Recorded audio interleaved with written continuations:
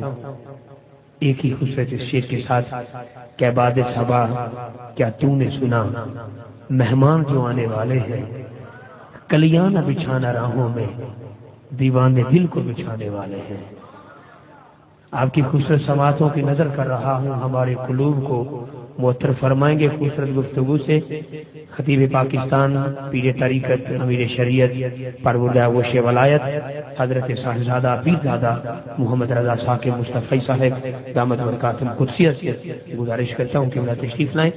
خوبصورت ایک نعرہ جو ان کے شایع نشان ہو، نعرہ تکبیر، نعرہ رسالت، نعرہ حیدری، نعرہ تحقیق، نعرہ غوثیہ۔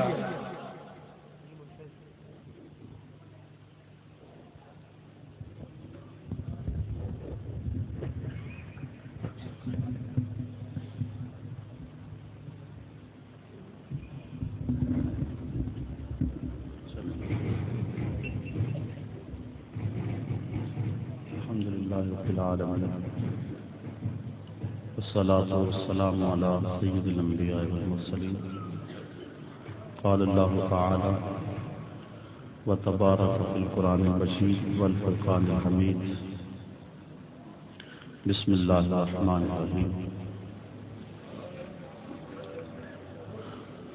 قل بفضل الله وبرحمته فبذلك فليفرحوا هو خير مما يجمعون صدق الله مولانا العظيم وصدق رسوله النبي الكريم الرؤوف الرحيم اللهم نور قلوبنا بالقرآن وزين أخلاقنا بالقرآن وادخلنا الجنة بالقرآن ونجنا من النار بالقرآن قال الله تعالى وتبارك في شان حبيبه مخبرا وعامرا ان اللہ وملائکتہ یصلون علی النبی یا ایھا الذین آمنوا صلوا علیہ وسلموا تسلیما الصلاۃ والسلام علیک یا رسول اللہ وعلی آلک واصحابک یا محبوب رب العالمین۔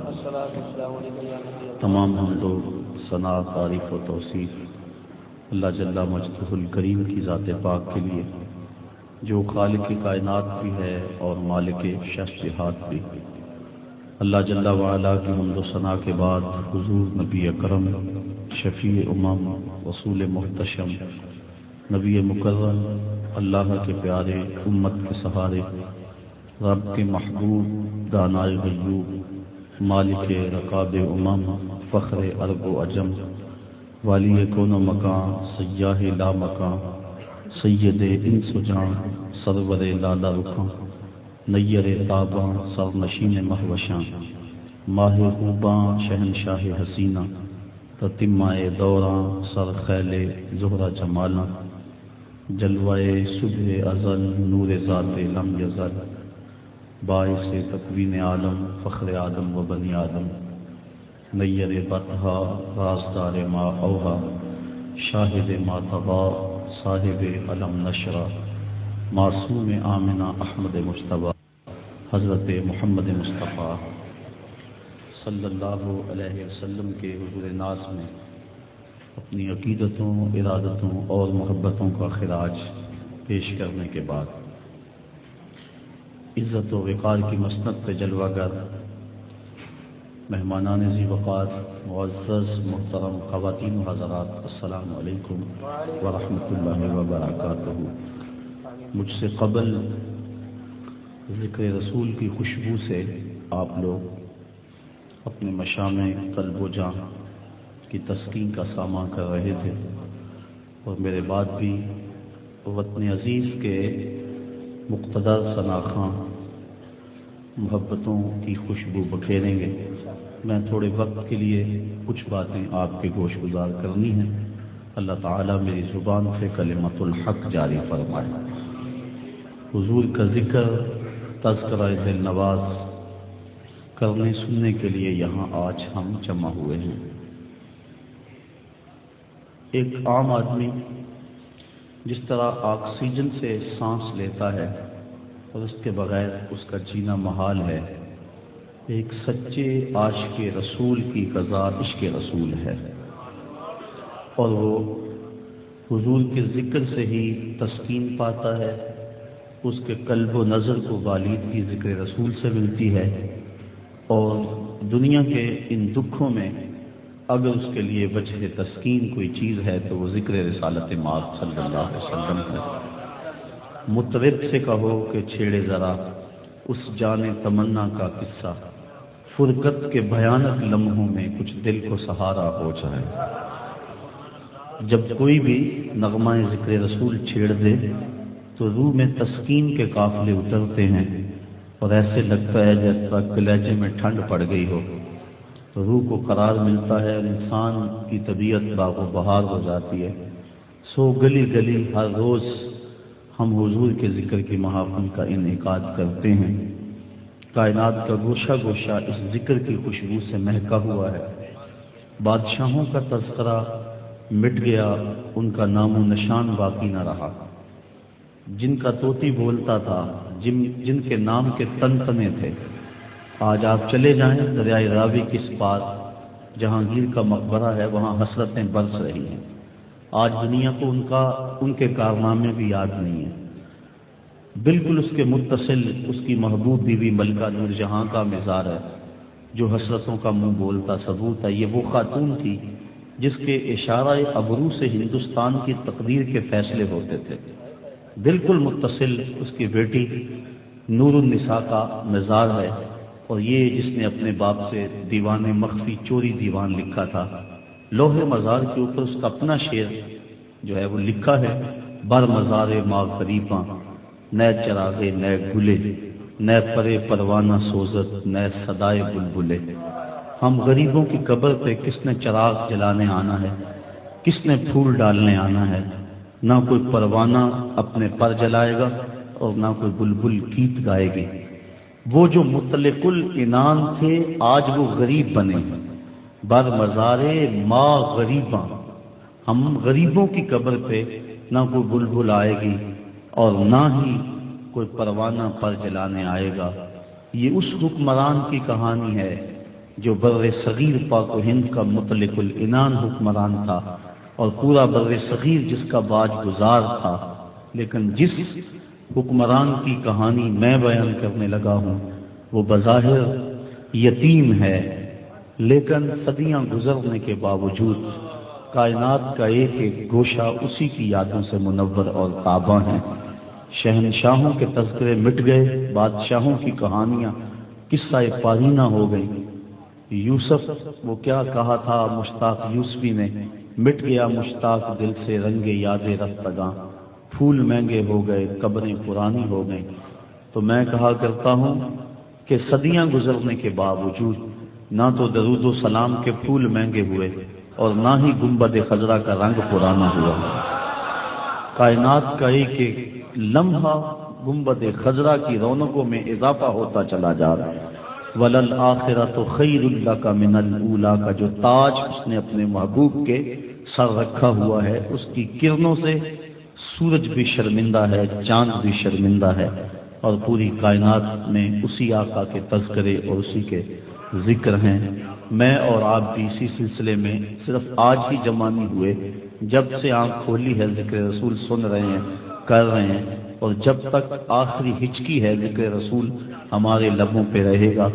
ہم نہیں ہوں گے، ہماری نسلیں اس ذکر کی محفل سجائیں گی، اور کائنات کا ایک ایک گوشہ ذکر سے منور رہے گا۔ قیامت بھی آ جائے گی، ذکر نہیں مٹے گا، بلکہ سب سے بڑی محفل تو قیامت کے دن ہوگی۔ سیدی اعلیٰ حضرت نے ایک بڑی خوبصورت بات کی، کہا کرامن کاتبین تو دو کندھوں پہ بیٹھے ہیں، اور جو ہی بندہ مرے گا حساب تو ہو جاتا ہے، سیدھا جنت میں یا سیدھا جنت میں چلا جائے بندہ یا جہنم میں چلا جائے۔ یہ حشر کا میدان، پھر اعمال تولے جائیں گے، وزن کیا جائے گا۔ جب کرامن کاتبین نے تو سب کچھ لکھ کے دے دیا، اب نئے سرے سے حشر کا میدان برپا کرنے کی ضرورت کیا؟ تو اعلیٰ حضرت فرمایا فقط اتنا سبب ہے انعقاد بزم محشر کا کہ ان کی شان محبوبی دکھائی جانے والی۔ دنیا کو دکھلانا مقصود ہے کہ میرے محبوب علیہ السلام کی قدر و منزلت کیا ہے۔ حضرت امام سیوطی نے کفایت الطالب اللبیب فی خصائص الحبیب میں روایت نقل کی: وما خلقت الدنیا واہلہا لیعرف مقامتک و منزلتک عندی، محبوب میں نے دنیا اور دنیا والوں کو اسی لیے پیدا کیا کہ میرے نزدیک جو تیری قدر و منزلت ہے اس کا اظہار کیا جائے۔ تو کائنات کا وجود ہی اسی لیے ہے کہ حضور کا ذکر ہو اور حضور کی عظمتوں کے پھریرے لہرائیں۔ سو کائنات کا ایک ایک گوشہ یاد رسول سے منور ہیں، اس میں ہم نے بھی آج اس محفل کے نام سے حصہ شامل کیا۔ اللہ تعالیٰ جل شانہ ہمارا یہ حصہ اپنی بارگاہ میں قبول فرمائے۔ حضور کا ذکر ہمارا محتاج نہیں، ہم اس ذکر کے محتاج ہیں۔ حضرت حسان بن ثابت فرماتے ہیں کہ ما ان مدحت محمدا بمقالتی لیکن مدحت مقالتی بمحمدی، میں اپنے لفظوں سے حضور کی تعریف نہیں کرتا بلکہ جب سونے کا نام اپنے شعروں میں سجاتا ہوں تو میرے کلام میں حسن پیدا ہو جاتا ہے۔ جہاں یہ نام آتا ہے وہاں حسن آتا ہے، وہاں روشنی آتی ہے، وہاں اجالے آتے ہیں۔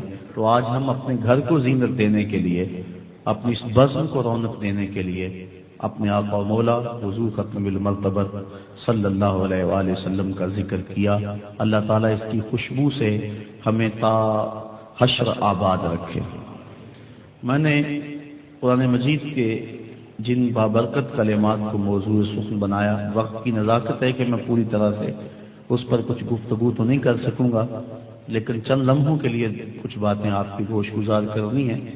اللہ تعالیٰ جل شانہ نے ہمارے اوپر حضور کی صورت میں احسان فرمایا کہ اپنے محبوب عطا کیے، اور یہ اتنا بڑا کرم ہے۔ حضرت شیخ مہدی الفاسی لکھتے ہیں الانبیاء کلهم الی امم عطیۃ ونبینا لنا ہدیۃ والعطیۃ للمحتاجین والہدیۃ للمحبوبین، کہا سارے نبی امتوں کی طرف اللہ کا عطیہ ہے اور ہمارے نبی ہمارے لیے اللہ کا ہدیہ ہے۔ پھر فرمایا جو عطیات ہیں وہ محتاجوں کو دیے جاتے ہیں، جو ہدیے اور تحفے ہیں وہ محبوبوں کو دیے جاتے ہیں۔ تو اس نے اپنے محبوب علیہ السلام کی صورت میں اتنا بڑا انعام کیا کہ ساری زندگی بھی سجدے میں سر رکھ کے تشکر کرتے رہیں، پھر بھی حق کے شکر ادا نہ ہو۔ کتنی بڑی کرم نوازی اس امت پہ ہوئی۔ کتب میں آتا ہے حضور کی امت میں ہونے میں نبیوں نے آرزویں کی۔ 12 نبیوں کا تو تذکرہ مختلف کتب میں ملتا ہے جنہوں نے آرزو کی کہ ہم حضور کی امت سے ہوتے۔ ابن عساکر نے تاریخ دمشق کبیر میں اپنی سند کے ساتھ روایت نقل کی ہے۔ اس کو امام جلال الدین سیوطی علیہ الرحمہ نے کفایت الطالب اللبیب فی خصائص الحبیب میں لکھا، اور امام سیوطی کسی معمولی شخص کا نام نہیں ہے، یہ وہ بزرگ ہیں جن کو محدث ہونے کا لقب حضور کی زبان سے ملا ہے، اور عالم بیداری میں 72 مرتبہ انہیں حضور کا دیدار نصیب ہوا۔ شیخ عبدالعزیز طباغ مصری الابریز میں لکھتے ہیں جس کو ایک مرتبہ عالم بیداری میں حضور کا دیدار نصیب ہو جائے وہ 2999 درجے ولایت کے فوراً طے کر جاتا ہے۔ تو انہوں نے بھی اپنی کفایہ کے اندر اس روایت کو نقل کیا، اور بھی لوگوں نے بیان کیا کہ جب حضرت موسیٰ علیہ السلام پر الواح تورات کا نزول ہوا تو اس کا نزول قرآن مجید کے نزول کی طرح نہیں تھا، بلکہ وہ الواح کے اوپر کتاب لکھی تھی جو آپ کو عطا کر دی گئی، کوہ طور پہ لینے گئے آپ کو مل گئی، لیکن قرآن حضور کے سینے پہ نازل ہوا، قلب اطہر پہ نازل ہوا۔ تو جب الواح تورات کو وصول کیا اور ان کو پڑھا تو اللہ کی بارگاہ میں کچھ سوال پیش کیے جس کو یہ امام بیان فرما رہے۔ اللہم انی آجد فی الالواح امتن هم السابقون الاولون فاجعلهم امتی قال تلک امت احمد صلی اللہ علیہ وسلم۔ کہا مالک میں نے الواح تورات کا جب مطالعہ کیا تو اس میں نے ایک امت کا تذکرہ پڑھا ہے جو آئے گی بعد میں، لیکن فضل و شرف کے اعتبار سے وہ پہلے نمبر پہ ہوگی۔ زمانے کا تاخر اس کی عظمت میں کمی کا باعث نہیں ہوگا، وہ امت میری امت کر دے۔ کالا تل کا امت احمد، کہا یہ تو میرے پیارے احمد صلی اللہ علیہ وسلم کی امت ہے کہ جو آئے گی بعد میں، لیکن فضل و شرف کے اعتبار سے وہ پہلے نمبر پہ ہی ہوگی۔ زمانے کا تاخر کمی کا باعث نہیں ہوگا۔ آپ نے کبھی دیکھا ہوگا فوجیوں کو جب وہ ٹریننگ دے رہے ہوتے ہیں تو لائن کے اندر ان کا کمانڈر ان کو دوڑا رہا ہوتا ہے، وہ لیفٹ رائٹ کروا رہا ہوتا ہے، جب واپس دوبارہ بلانا ہوتا ہے تو وہ کہتا ہے اباؤٹ ٹرن، واپس پلٹ آؤ، تو وہ چکر کاٹ کے نہیں پلٹتے، انہی قدموں پہ پلٹتے ہیں۔ تو تو جب پلٹتے ہیں واپسی کے لیے تو جو سب سے پیچھے والا ہوتا ہے وہی سب سے آگے والا ہوتا ہے۔ جب امتوں کو بھیجا گیا تو سب سے پیچھے امت مصطفیٰ تھی، اور کل قیامت کے دن جب جنت کے دروازے کھول کے اباؤٹ ٹرن کہا جائے گا، سب سے آگے امت مصطفیٰ ہو۔ فَهُمُ الصَّادِقُونَ الْأَوَّلُونَ، کہا صادق بھی وہی ہے، اول بھی وہی ہے، وہ امت میری امت کر دے۔ قَالَ تِلْكَ أُمَّةُ احمد، کہا یہ تو میرے پیارے احمد کی امت ہے۔ اگلا سوال دیکھیے، اللہم انی آجد فی الالواح امتن اناجیلہم فی صدورہم یقرؤونہا ظاہرا، کہا مالک میں نے ایک ایسی امت کا تذکرہ پڑھا جن کی انجیلیں ان کے سینوں میں ہوں۔ پچھلی امتوں میں کتاب اللہ کا حافظ صرف نبی ہوا کرتا تھا، نبی کے علاوہ کسی اور کو یہ اعزاز حاصل نہ ہو سکتا تھا کہ وہ پوری کتاب کا حافظ ہوتا۔ آصف بن برقیہ جو تخت بلقیس کو دربار سلیمان میں حاضر کرتے ہیں، سورہ نمل اٹھائیے، ان کے بارے میں فرمایا گیا قال الذی عندہ علم من الکتاب، اس نے کہا جس کے پاس کتاب سے کچھ علم تھا، من تبعیدیہ ہے یعنی پوری کتاب کا عالم وہ بھی نہیں تھا، وہ بھی کتاب کے کچھ حصے کا عالم تھا۔ تو پچھلی امتوں میں کتاب اللہ کا عالم صرف نبی ہوتا تھا، پوری کتاب کا حافظ، تبھی تو نبیوں کے جانے کے بعد اس کتاب میں تحریف راہ پا گئی، اگر اور بھی حافظ ہوتے تو تحریف کبھی بھی راہ نہ پاتی۔ لیکن اس امت کو یہ اعزاز بخشا گیا، 7 سال کا بچہ ہے، پورا قرآن سینے میں موجود ہے۔ کہا مالک وہ امت میری امت کر دے جس کے لوگوں کو تو یہ نبیوں والا اعزاز عطا فرمائے گا۔ قال تلک امت احمد، کہا یہ تو میرے پیارے احمد کی امت ہے صلی اللہ علیہ وسلم۔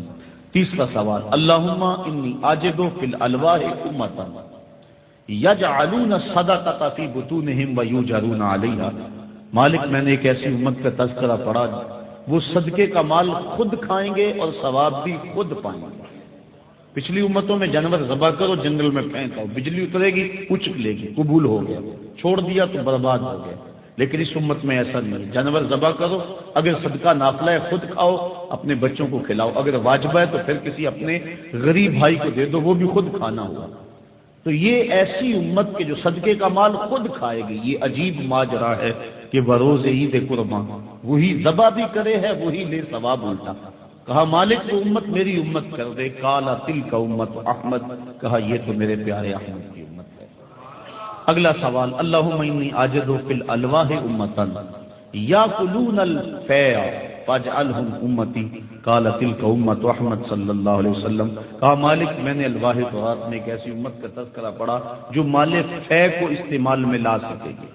کفار کے مقابلے میں جہاد کیا، جو مال چھوڑ کے کافر بھاگے اس کو مال غنیمت کہتے ہیں، پچھلی شریعتوں میں بھی اس شریعت میں بھی جائز ہے۔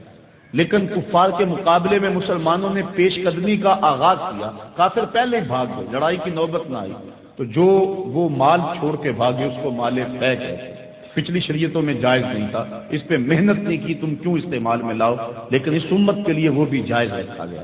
کہا مالک وہ امت میری امت کر دے۔ قال تلک امت احمد، کہا یہ تو میرے پیارے احمد کی امت ہے۔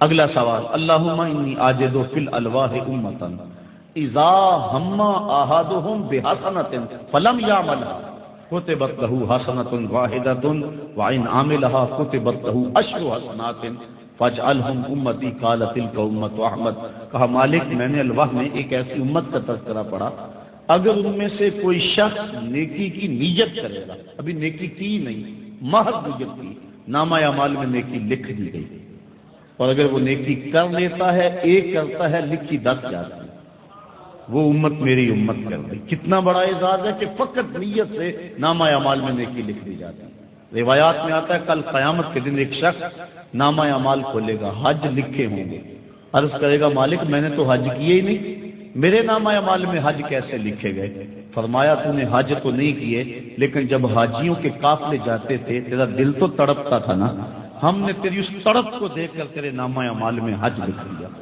تو مومن جب نیکی کی نیت کرتا ہے نامہ اعمال میں نیکی لکھ دی جاتی ہے۔ آپ اہل علم بیٹھے ہیں، بتائیے بدر کے شرکاء کی تعداد والا کتنی تھی؟ 313، لیکن تاریخ اٹھا کے دیکھو 313 نہیں تھی، 305 تھی۔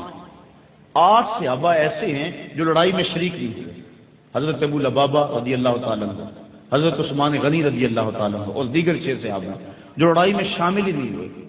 لیکن جب مال غنیمت بٹا تو ان کو برابر کا حصہ دیا گیا، اور 313 کی تعداد پوری ہوتی ہی تب ہے جب ان 8 صحابہ کو شامل کرتے ہیں، جبکہ یہ لڑائی میں شامل ہوئے ہی نہیں، بدر میں پہنچے ہی نہیں، تو پھر ان کو کیوں شامل رکھا گیا؟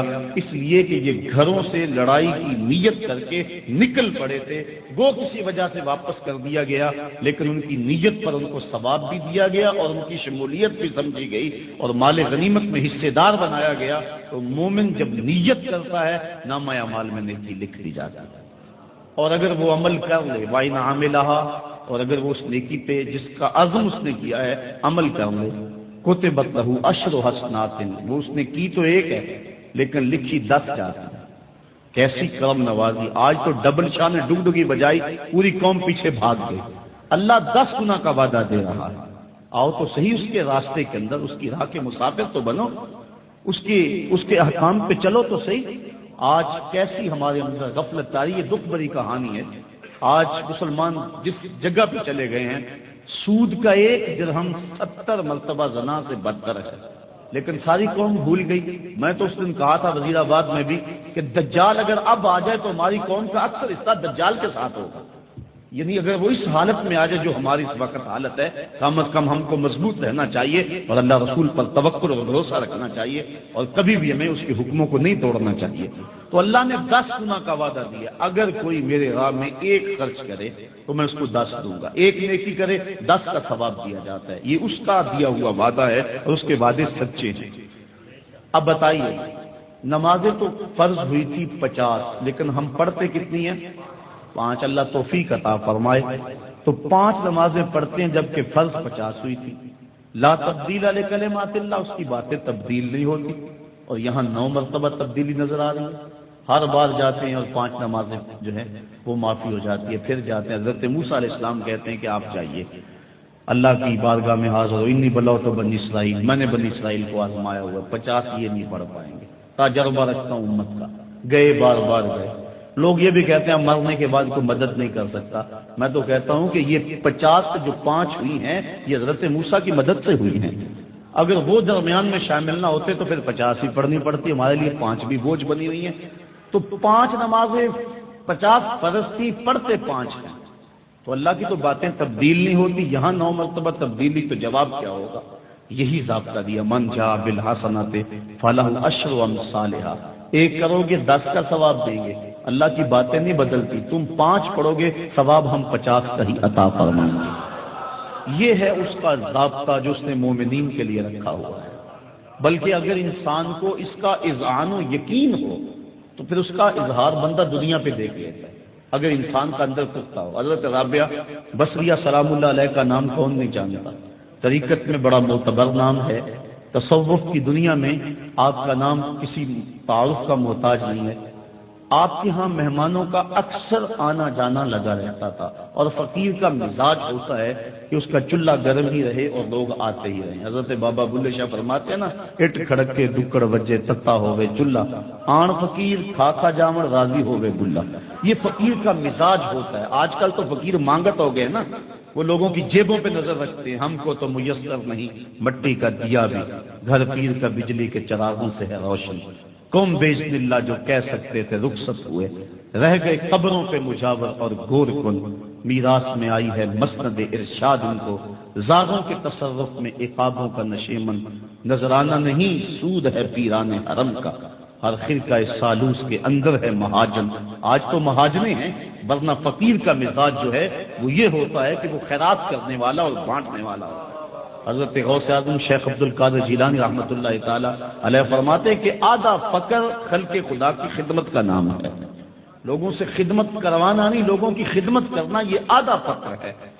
تو حضرت رابعہ بصریہ کے ہاں مہمانوں کا آنا جانا رہتا تو ان کی خدمت بھی چلتی تھی۔ ایک دن رات گئے، کچھ مہمان آئے، خادمہ نے بتایا کہ مہمان زیادہ ہیں اور باورچی خانے میں روٹی صرف 1 پڑی ہوئی ہے، تو آپ ارشاد فرمائیں کیا کیا جائے؟ فرمایا جاؤ اس روٹی کو لو اور باہر فقیر کوئی گلی میں ہو تو اس کو خیرات کر دو۔ خادمہ نے روٹی پکڑی اور گلی میں فقیر کو خیرات کر دی۔ 2 لمحے گزرے پہ کہ دروازے پہ دستک ہوئی، پوچھا من علی الباب، دروازے پہ کون؟ کہا فلاں آقا کا بھیجا ہوا غلام، میرے آقا نے آپ کے لیے کھانا بھیجا۔ خادمہ نے وصول کی، حضرت رابعہ کے سامنے رکھا، انہوں نے کپڑا اٹھایا، گنا تو 5 روٹیاں تھی، کہا اس کے آقا نے کسی اور گھر بھیجا ہے، غلطی سے ہمارے گھر آ گیا، یہ کھانا ہمارا نہیں ہے، کھانا واپس کر دیا گیا۔ پھر دروازے کو دستک ہوئی، پوچھا کون؟ کہا فلاں کا بھیجا ہوا غلام، میرے آقا نے آپ کے لیے کھانا بھیجا۔ خادمہ نے وصول کیا، حضرت رابعہ نے کپڑا اٹھایا، گنا تو 7 روٹیاں تھی، کہا یہ کھانا بھی ہمارا نہیں، اس کے آقا نے کہیں اور بھیجا ہوگا، یہ ادھر آ گیا۔ 2 لمحے گزرے، پھر دروازے کو دستک ہوئی، پوچھا من دق الباب، دروازے کو کس نے کھٹکھٹایا؟ کہا فلاں کا بھیجا ہوا غلام، میرے آقا نے آپ کے لیے کھانا بھیجا اور تاکید کی ہے حضرت رابعہ کو دے کر آنا ہے۔ خادمہ نے وصول کیا، حضرت رابعہ نے کپڑا اٹھایا، گنا تو 10 روٹیاں تھی، کہا ہاں ہاں یہ کھانا ہمارا کھانا ہے۔ کہا پہلے بھی 2 بھی تو آپ کا انعام لیتے تھے، کہا اللہ کا وعدہ نہیں جو 1 دے میں 10 دیتا ہوں، پہلے 5 تھی پھر 7 تھی، میں نے کہا میرے مالک 10 پوری کرے گا تو تیری بندی وصول کرے گا۔ کہا اے اللہ وہ امت میری امت کر دے، قالا تلک امت احمد، کہا یہ تو میرے پیارے احمد کی امت ہے۔ حدیث بڑی طویل ہے،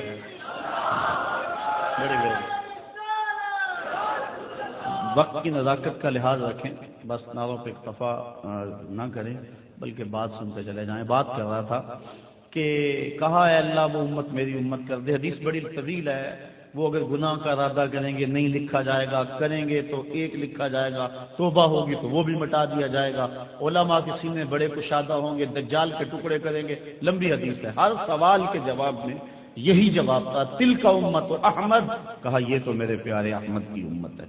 اب دیکھو اب حضرت موسیٰ نے کیا کہا، جس مقصد کے لیے میں نے لمبی تمہید باندھی، کہا اللہم اجعلنی من امت احمد، اے اللہ وہ امت میری امت نہیں کرتا، تیری مرضی مجھے اس نبی کی امت سے کر دے۔ دیکھیے اللہ کے محبوب کی امت میں ہونے کے لیے نبی آرزو کر رہے ہیں۔ حضرت عیسیٰ علیہ السلام اپنے حواریوں کو کہا لوگوں میں جا رہا ہوں اور میرے بعد اب وہی آئے گا، چلو نام بھی بتا دیتا ہوں، مبشرا برسول یاتی من بعد اسمہ احمد، نام احمد ہوگا صلی اللہ علیہ وسلم۔ ایک حواری اٹھا، حضرت جس کے قصیدے آپ بھی پڑھ رہے ہیں کیا وہ آپ سے بھی افضل ہوگا؟ ہر مرید کا خیال ہوتا ہے نا کہ میرے پیر سے افضل کون ہے، ہر شاگرد کا خیال ہوتا ہے میرے استاد سے بہتر کون ہے، اور ہر امتی سوچتا ہے میرے نبی سے بہتر کون ہے۔ وہ تو بدبخت ہے نا جو کلمہ بھی پڑھتا ہے اور عیب بھی نکالتا، محبوباں تے نکتہ چینی جڑا کرن تو باز نہیں ہوندا، اصل منافق جانی اس کو کوئی جھوٹے پیار جتاوندا، سانو دسیا عشق دے مفتی جڑا مڑ مڑ پیا فرماوندا، اعظم جتھے دل لگ جاوے اوتھے عیب نظر نہیں آوندا، عیب ہو بھی تو نظر، یہاں تو عیب ہے ہی، خلقت مبرئا من کل عیب، یہاں عیب ہے ہی نہیں۔ اور اگر بریلی کے تاجدار سے پوچھیں تو وہ فرماتے ہیں وہ کمال حسن حضور ہے کہ گمان میں نقص جہاں نہیں، نقص تو بڑی دور کی بات ہے، یہاں نقص کا گمان بھی نہیں ہے۔ تو محب کو محبوب کا عیب نظر، حب کا شیع یومی و یسم، حدیث ہے کہ جس سے محبت ہوتی ہے بندہ اس کی محبت میں اندھا بھی ہوتا ہے بہرا بھی ہوتا ہے، مطلب کیا، نہ تو اس کا عیب دیکھ سکتا ہے نہ اس کا عیب سن سکتا ہے۔ تو محب کی نظر میں محبوب کا عیب نہیں آتا، تو جہاں پیار ہو جہاں الفت کا رشتہ قائم ہو جائے وہاں عیب ہو بھی تو نظر نہیں آتا۔ تو اس نے کہا یہ کتنی بد قسمتی ہے، میں کہہ رہا ہوں کہ لوگ ترازو گاڑے بیٹھے ہیں مسجدوں میں، ایک کہتا ہے سیر ہے، دوسرا کہتا ہے سوا سیر ہے، تیسرا کہتا ہے 1 چٹان کا اور ڈال دو، شرم نہیں آتی؟ کس کو تول رہے ہو؟ ڈٹھے برت قرآن دے پھول سارے، تیری شان جیا نہیں کوئی ہور ڈٹھا، تیری شان دا کرے مقابلہ جڑا انہوں عاشقاں اصلی چور ڈٹھا، کوئی نور آکھے کوئی بشر آکھے، پیندا رات دنے ایہو شور ڈٹھا، اللہ والیاں گل مکا دیتی تساں ہور ڈٹھا ساں ہور ڈٹھا۔ تم نے پتہ نہیں کس کو دیکھا جو سکی بیٹی کو بھی نہیں بخشوا سکتا۔ لاہور قصر نور میں گفتگو تھی، میرے سے قبل ایک آدمی آپ بھی دیکھتے ہیں چیختا ہے ٹیلی ویژن پہ بھی، اس نے بڑے زور سے یہ بات دعوے سے کہی لوگ عمل کر لو عمل، نبی تو سکی بیٹی کو بھی نہیں بخشوا سکتا۔ لوگ میری سمجھ دیکھنے لگے، میں نے کہا بس باری تو آ لے۔ میں نے کہا میاں عجیب بات ہے، آج تو لوگ اس سے ووٹ نہیں دیتے جو تھانے سے نہ چھڑا سکے، سنبھلتا نہیں جن سے اپنا دوپٹہ، سنبھالیں گے کیا وہ کلیجہ کسی کا، جو جگر کے ٹکڑے کو بھی نہیں بخشوا سکتا، سکی بیٹی کو بھی نہیں بخشوا سکتا۔ تو میں نے کہا پھر اس کے پیچھے لگنے کا فائدہ کیا؟ جو گھر والوں کو بھی نہیں پار لگا سکتا، تو پیچھے کیوں لگا ہوا؟ میں نے کہا میاں تو اس کی بات کرتا ہے جو سچی بیٹی کو بخشوا نہیں سکتا، ہم تو اس کے قصیدے گاتے ہیں۔ جس نے کہا فاطمہ تو جنتی عورتوں کی سردار ہے، اس کی بات کرتا ہے جس کے چاہنے سے کچھ نہیں ہوتا، ہم تو اس کے قصیدے گاتے ہیں۔ جس کی انگلی اٹھے چاند کے ٹکڑے ہو جائیں، سورج پلٹ کے عصر کے وقت پہ آ جائے، وہ سڑیاں کھجوراں اگا جان دائے، وہ پتھراں نو کلمے پڑھا جان دائے، قطرے کو سمندر ذرے کو ستارہ کرتے ہیں، کونین کو خم آ جاتا ہے جب زلف ہمارا کرتے ہیں۔ ہم تو اس نبی کے چاہنے اور ماننے والے ہیں۔ می وریا کستوریاں دا جدوں یار نچوڑیاں زلفاں، می وریا کستوریاں دا جدوں یار نچوڑیاں زلفاں، قبلہ ادھر بنیا سائم جدے یار نے موڑیاں زلفاں۔ وہ تو رخ پھیر دے خدا قبلے بدل دیتا ہے، ہم تو اس کے ماننے اور چاہنے والے ہیں۔ پتہ نہیں لوگوں نے کس نقطہ نظر اور کس زاویہ نگاہ سے دیکھا۔ صاحب سادہ رحمت اللہ تعالی علیہ فرمایا کرتے تھے کہ تو نے حلیمہ کی بکریوں کے پیچھے پیچھے تو دیکھا، سدرہ پر جبریل کے آگے آگے کیوں نہیں دیکھا؟ اور اقبال کہتے ہیں تو نے یوسف کو کنویں میں دیکھا تو کیا دیکھا؟ ارے ناداں جو مطلق تھا مقید کر دیا تو نے یوسف کو کنان کے اندھے کنویں میں تو دیکھا، لیکن مصر کے تخت کے اوپر سج کے بیٹھا ہوا کیوں نہیں دیکھا؟ تو نے مکے کی گلیوں میں چلتا ہوا اور طائف کے بازاروں میں پتھر کھاتا ہوا تو دیکھا ہے، عرش کی روش پہ سیر کرتا ہوا کیوں نہیں دیکھا؟ جس کے ناز خدا بھی اٹھا رہا تھا تو اس کو کیوں نہیں دیکھا؟ تو اپنا اپنا نقطہ نظر ہے، لوگوں نے اپنی اپنی نگاہ سے دیکھا۔ پیر وارث شاہ نے حد مکا دی، فرمانے لگے جنہ ویکھیا نہیں ہو کرن گلاں۔ اصل بات یہ ہے انہوں نے دیکھا ہی نہیں، اگر دیکھ لیتے تو جھگڑا نہ کرتے، تولتے نہ۔ سونال کے چھوٹے سے ترازو پہ رتی ماشے اور تولے کا حساب تو ہو سکتا ہے، منو ٹنوں کا حساب تو نہیں ہوتا۔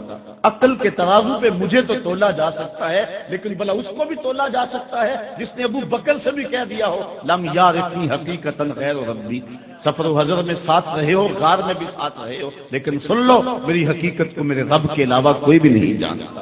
بھلا اس کو بھی تولا جا سکتا ہے کہ جس نے خود کہا ہو لی مع اللہ وقت لا یسعنی فیہ نبی مرسل ولا ملک مقرب، میرے رب کے درمیان نہ کوئی رسول آ سکتا ہے نہ کوئی مقرب فرشتہ آ سکتا ہے۔ اس نبی کی عظمتوں کو کون تولے اور کون جو ہے وہ اس کی عظمتوں کو اپنی دارائے جو ہے وہ حدود میں لائے؟ میرے اعلیٰ حضرت نے حد کر دی، فرماتے ہیں خرد سے کہہ دو کہ سر جھکا لے، گما سے گزرے گزرنے والے، یا خود پڑے ہیں جہت کو لالے، کوئی کیا بتائے کدھر گئے تھے، سوراخ عین و متا کہاں تھا، نشان کیف و الا کہاں تھا، نہ کوئی ساتھی نہ کوئی راہی، نہ سنگ منزل نہ مرحلے تھے، کمان امکان کے جھوٹے نقطوں تم اول و آخر کے پھیر میں ہو، محیط کی چال سے تو پوچھو کدھر کو آئے کدھر گئے تھے۔ محیط عربی میں دائرے کو کہتے ہیں، دائرے کو۔ یہ جو ریاضی سے لوگ تعلق رکھتے ہیں یہ نقطہ وہ بڑا بخوبی سمجھ لیں گے، لیکن آسان لہجے میں میں چاہوں گا کہ سب اس بات کو سمجھ لیں۔ ریاضی کی کچھ اشکال ہوتی ہیں، خط، مربع، مستطیل اور دائرہ۔ خط کیا ہے؟ الف بے دو نقطوں کو جوڑ دیں خط بن جائے گا۔ ابتدا کا بھی پتہ ہے، انتہا کا بھی پتہ ہے۔ الف سے ابتدا اور بے پہ انتہا، یہاں شروع ہوا یہاں ختم ہو گیا۔ مستطیل، مربع، مثلث، مثلث الف بے جیم، الف سے شروع بے پہ ختم، بے سے جیم پہ ختم، جیم پہ پھر الف پہ ختم۔ مستطیل مربع بھی الف بے جیم دال، الف سے بے پہ جیم پہ دال اور دال سے پھر الف پہ ختم۔ انہی خطوط میں سے اور انہی اشکال میں سے ایک شکل ہے دائرہ، اور جب دائرہ بن جائے تو پتہ ہی نہیں چلتا شروع کہاں سے ہوا تھا ختم کہاں ہو رہا ہے وہ بھی شکل ریاضی کی، لیکن اس پہ نقطے نہیں لگائے جا سکتے۔ اگر کوئی نقطہ لگے گا تو وہ نقطہ جھوٹا ہوگا۔ مربع پہ نقطے لگیں گے، خط پہ لگیں گے، مستطیل پہ لگیں گے، مثلث پہ لگیں گے، لیکن دائرے پہ نقطے نہیں ہوتے۔ اگر ریاضی جاننے والے ہیں وہ خوب ہی سمجھیں گے کہ کبھی دائرے پہ نقطے الف بے جیم دال یہ نقطے دائرے پہ نہیں ہوتے، اور اگر کوئی لگا دے تو وہ بے وقوف ہے، وہ دائرے پہ نقطے لگا رہے۔ اعلیٰ حضرت فرماتے ہیں جب دو کمانیں جڑی معراج کی رات تو یہ تو بن گیا دائرہ۔ کہا اب بھی تم میرے نبی کی حدیں تلاش کر رہے ہو، کمان امکان کے جھوٹے نقطوں تم اول و آخر کے پھیر میں ہو، محیط کی چال سے تو پوچھو کدھر کو آئے کدھر گئے تھے۔ وہی ہے اول، وہی ہے آخر، وہی ہے ظاہر، وہی ہے باطن، اسی کے جلوے اسی کو ملنے اسی سے اس کی طرف گئے۔ تو جو عقل اور فہم کے ترازو پہ نبی کی ذات کو تولنے لگ جاتا ہے اس سے بڑا بے وقوف زمانے میں کوئی نہیں۔ اگر کسی کی بے وقوفی کا اندازہ لگانا ہو تو وہ نبی کو تولنے لگ جائے گا۔ خدا چوں خدا خواہد کے پردہ کس درد میل شندر تانا پاکاں برد۔ حضرت رومی کہتے ہیں مرشد اقبال، جب اللہ کسی کا بیڑا غرق کرنا چاہتا ہے نا تو پاک لوگوں کے اندر وہ تانا زنی شروع کر دیتا ہے، ان کو ناپنے اور تولنے لگ جاتا ہے۔ تو ہمارے تو آقا، ہمارے تو مولا حضور ختم المرتبت اتنی بلند و رفیع شان والے ہیں۔ تو بات کر رہا تھا کہ امتی کو یہ زیبا نہیں کہ وہ اپنے نبی کو تولے۔ آج امتی نے کہا حضرت جس کے قصیدے آپ گا رہے ہیں کیا وہ آپ سے بھی افضل ہے؟ سنو ٹھنڈ پڑ جائے گی کلیجے میں۔ حضرت شیخ مہدی فرماتے ہیں حضور کا تذکرہ سن کے اور شانیں سن کے جس شخص کے کلیجے میں ٹھنڈ نہیں نہ پڑتی اس کے سینے میں دھڑکنے والا دل کسی مومن کا دل ہی نہیں ہے۔ یہ ہو ہی نہیں سکتا کہ حضور کی شان سنے اور تسکین نہ پہنچے اور روح سرشار نہ ہو۔ انسان تو خوش ہو جائے گا، بیٹے کی تعریف ہو تو باپ خوش ہوتا ہے کہ نہیں؟ باپ کی تعریف ہو بیٹا خوش ہوتا ہے کہ نہیں؟ اگر پیر کی کوئی تعریف کرے تو مرید خوشی میں پھولے نہیں سماتا، تو کیا جب نبی کی تعریف ہو تو امتی خوش نہیں ہوگا؟ اور اگر نہیں ہوگا تو سمجھو اندر اجڑا ہوا، اندر کچھ نہیں ہے۔ اب سنو حضرت عیسیٰ نے کیا جواب دیا، ٹھنڈ پڑ جائے گی کلیجے میں اور اپنے نبی کے امتی ہونے پہ ناز کرو۔ حضرت عیسیٰ علیہ السلام نے کہا لوگوں میں جا رہا ہوں، میرے بعد اب وہی آئے گا، چلو نام بھی بتا دیتا ہوں، نام احمد ہوگا صلی اللہ علیہ وسلم۔ ایک حواری تھا انجیل برنباس کے لفظ نے کہا حضرت جس کے قصیدے آپ بھی پڑھ رہے ہیں کیا وہ آپ سے بھی افضل ہوگا؟ تو حضرت عیسیٰ علیہ السلام فرمایا افضل ہونے کی بات پوچھتے ہو، وہ تو اتنی عظمتوں کا حامل ہے، اگر اس کے نالین کے تسمے کھولنے کی سعادت مریم کے بیٹے کو مل جائے تو یہ بھی مقدر کی بات ہے۔ وہ آقا و مولا جس کے نالین کے تسمے کھولنے کی سعادت کے لیے ابن مریم تڑپتے رہے، وہ آقا مجھے ملے، وہ آقا آپ کو ملے۔ کوئی کہہ رہا ہے لیسا بفظ ولا بغل، کوئی کہہ رہا ہے اسمہ والمتوکل۔ بحیرہ کہاں بیٹھا ہوا ہے، عبد المسیح کہاں بیٹھا ہے، سلمان فارسی کہاں سے کہاں تک پہنچتا ہے، دنیا منتظر ہے، زمانہ انتظار کر رہا ہے۔ وہ جس کے نام پر داؤد نے نغمہ سرائی کی، وہ جس کے ذکر پر شاہ سلیمان نے گدائی کی، دل یحییٰ میں رہ گئے ارماں جس کی زیارت کے، لب عیسیٰ پہ آئے باز جس کی شان رحمت کے، جو بن کے روشنی پھر دیدہ یعقوب میں آیا، جسے یوسف نے اپنے حسن کی نئے رنگ میں پایا، ندان مانگلے خنداں چے رنگ و بودارت کہ مرغے ہر چمنے آرزوئے اودارت۔ ہر کوئی انتظار کر رہا ہے، ہم نے انتظار کی آگ نہیں سہی، ہم نے انتظار کی بھٹی کے اندر اپنے آپ کو نہیں جلایا، سوئے تھے مقدر جاگا، آغوش مادر میں آئے، ہمارے والد صاحب جلدی سے مسجد سے مولوی صاحب کو بلا لائے، انہوں نے کان میں آ کے بشارت دی مبارک ہو تو آقا کا غلام بن کے آ رہا ہے۔ تو میں تو کہا کرتا ہوں شاہوں سے ملا ہے نہ سکندر سے ملا ہے، اللہ کا عرفان اسی در سے ملا ہے، اوروں کو ملا ہے تو مقدر سے ملا ہے، مجھ کو تو مقدر بھی تیرے در سے ملا ہے۔ تو ہم اس پہ کیوں ناز نہ کریں؟ وہ کیا کسی نے کہا تھا نا کہ فخر کا دل میں دریچہ باز کرنا چاہیے، جن کا تو آقا ہے ان کو ناز کرنا چاہیے۔ یہ میلاد شریف ناز ہے، ملا علی قاری نے لکھا نا، حضور نے ارشاد فرمایا دیوا الحمد بجدی یوم القیامہ ولا فخر، قیامت کے دن حمد کا جھنڈا میرے ہاتھوں میں ہوگا اور سارے نبی اس جھنڈے کے سائے تلے ہوں گے، ولا فخر، اور اس پہ فخر بھی نہیں کرتا۔ فرماتے ہیں بات تو فخر والی ہے، پھر کرتے کیوں نہیں؟ توجہ چاہوں گا، بس اسی جملے کے بعد اپنی گفتگو سمیٹ لوں گا۔ کہا حمد کا جھنڈا قیامت کے دن میرے ہاتھوں میں ہوگا اور سارے نبی حضرت آدم علیہ السلام سے لے کر حضرت عیسیٰ علیہ السلام تک سب اس جھنڈے کے سائے تلے ہوں گے، ولا فخر، لیکن میں فخر بھی نہیں کرتا۔ تو فرمایا کہ فخر والی بات تو ہے جس کے حسن کے چراغ سے پورا مصر روشن ہو گیا، وہ جھنڈے کے سائے تلے کھڑا ہو، بات تو فخر والی ہے۔ جو اپنے عصا کے زور سے جادوگروں کا سر توڑ دے اور سرے تو خدا سے باتیں کرے، وہ کلیم اللہ جھنڈے کے سائے تلے کھڑا ہو، بات تو فخر والی ہے۔ لیکن کہا ولا فخر، میں فخر کرتا نہیں۔ کہا جس کی پاؤں کی ٹھوکر سے مردوں کو زندگی ملے اور نابینے کی آنکھوں پہ ہاتھ رکھے تو نور آ جائے، وہ عیسیٰ جھنڈے کے سائے تلے کھڑا ہو، بات تو فخر والی ہے، ولا فخر، لیکن میں فخر نہیں کرتا۔